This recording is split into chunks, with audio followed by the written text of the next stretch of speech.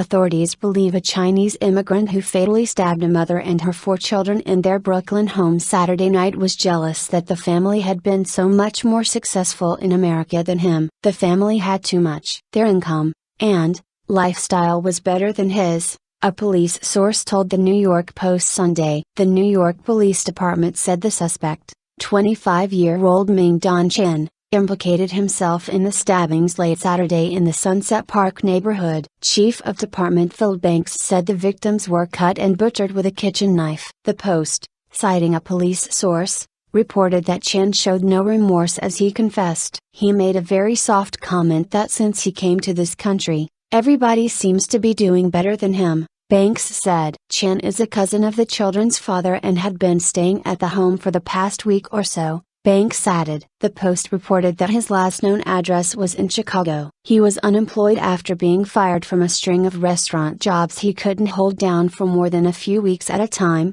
according to neighbors and relatives. 2 girls, 9-year-old Linda Zhao and 7-year-old Amy Zhao, were pronounced dead at the scene, along with the youngest child, 1-year-old William Zhao. Their brother, 5-year-old Kevin Zhao, and 37-year-old mother, Kiao Zinli, were taken to hospitals, where they also were pronounced dead. The children's father was not home late Saturday evening during the stabbings. He was working at a Long Island restaurant, one neighbor said. The mother tried to call him because she was alarmed about Chen's suspicious behavior earlier in the evening, according to Banks. When she couldn't reach her husband, Lee called her mother-in-law in China, who also could not immediately reach her son. The mother-in-law then reached out to her daughter in the same Brooklyn neighborhood. Banks said the sister-in-law and her husband went to the house at about 11 p.m. and kept banging on the door till someone answered. Police said it was Chen, and they see that he's covered with blood.